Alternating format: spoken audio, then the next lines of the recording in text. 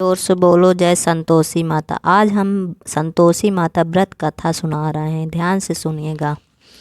एक गांव में एक बुढ़िया रहती थी जिसके 7 बेटे थे। 6 बेटे कमाने वाले थे और एक बेटा निकम्मा था। बूढ़ी माँ 6 पुत्रों का जूठा 7वें पुत्र को दे देती थी। 7वां पुत्र एक दिन अपनी ही पत्नी से बोला, देखो मेरी माता का मुझ पर कितना प्रेम है। वह बोली, क्यों नहीं, सबका जूठा बचा हुआ तुमको खिलाती है।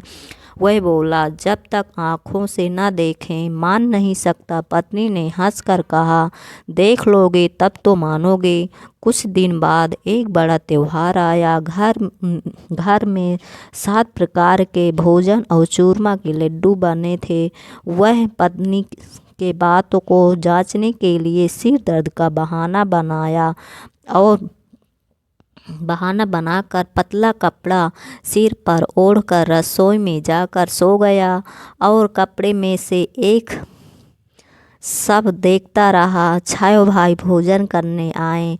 उसने देखा माँ ने उनके लिए सुंदर सुंदर आसन बिछाए, 7 प्रकार की रसोई परोसी और आग्रह कर करके उन्हें भोजन कराती रही। वह देखता रहा।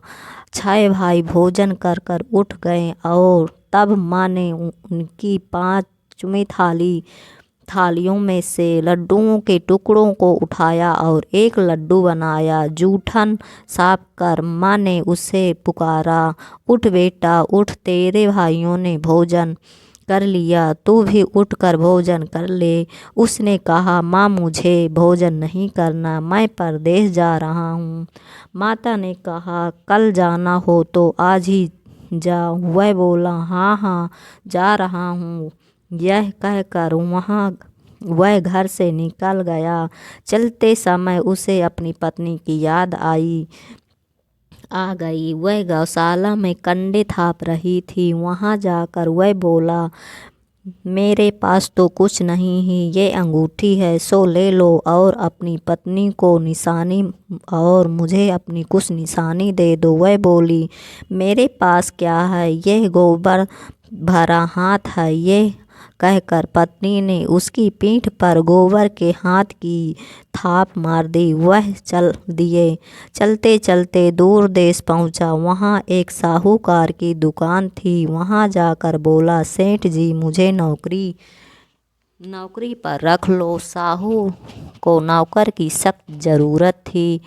साहू ने कहा, काम देखकर तनख्वाह मिलेगी। उसने कहा, सेठ जी जैसा आप ठीक समझें। उसे साहू के यहाँ नौकरी मिल गई। वह बड़ा दिन रात काम करने लगा। कुछ दिन में दुकान का लेन देन, हिसाब किताब, ग्राहकों को माल बेचना, सारा काम करने लगा। साहूकार के 7-8 और नौकर थे। वह सब चक्कर खाने लगे, लेकिन उसने अपनी लगन और परिश्रम और ईमानदारी से सभी को पीछे छोड़ दिया।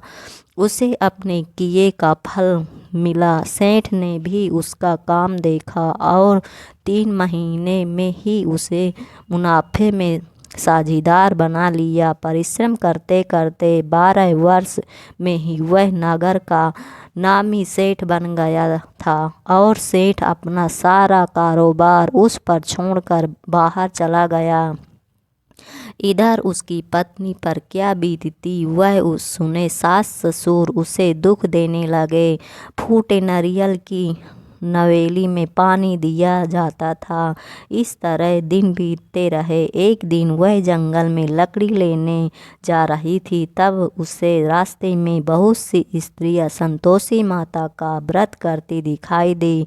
यहाँ वहाँ खड़ी होकर पूछने लगी, बहनों ये तुम किस देवता का व्रत करती हो और इसके करने से क्या फल होता है? तुम अपने इस व्रत का विधान मुझे समझा दोगी, मैं तुम्हारा बड़ा एहसान मानूंगी। सुनो, ये संतोषी माता का व्रत है। इसे करने से निर्धनता दरिद्रता का नाश होता है, लक्ष्मी आती है, मन की चिंताएं दूर होती हैं, मन में प्रसन्नता और शांति मिलती है, निपुत्री को पुत्र मिलता है, कुमारी कन्याओं का मन पसंद वर मिलता है और मन में जो भी कामना है वो सब संतोषी माता की कृपा से पूर्ण हो जाती है। वह पूछने लगी, व्रत कैसे किया जाता है? श्रद्धा और प्रेम से कि जितना भी बन सके प्रसाद लेना, 5.25 पैसे से 5.25 आने से तथा शक्ति और भक्ति के अनुसार गुड़ और चना ले। हर शुक्रवार को निराहार रहकर कथा कहना सुनना, इसके ओम बीज कम नहीं टूटे। लगातार नियम का पालन करना, सुनने वाला कोई ना हो मिले तो घी का दीपक जलाकर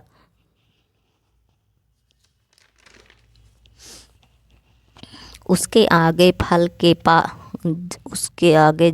जल के पात्रों को रख कर कथा कहना, परंतु नियम न टूटे जब तक कार्य सिद्ध न हो। नियम पालन करना और कार्य सिद्ध हो जाने पर व्रत का उद्यापन करना।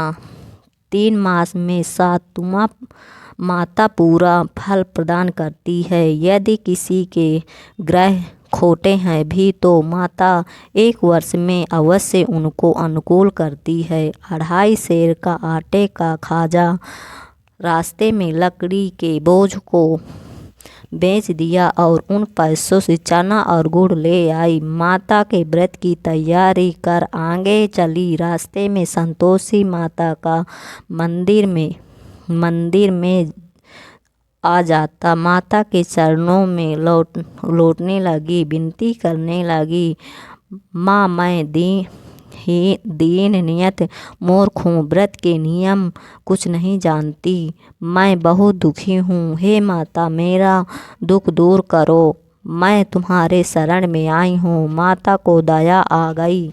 एक शुक्रवार बीता कि दूसरे शुक्रवार को ही पति का पत्र आया और तीसरे शुक्रवार को उसका पति पैसा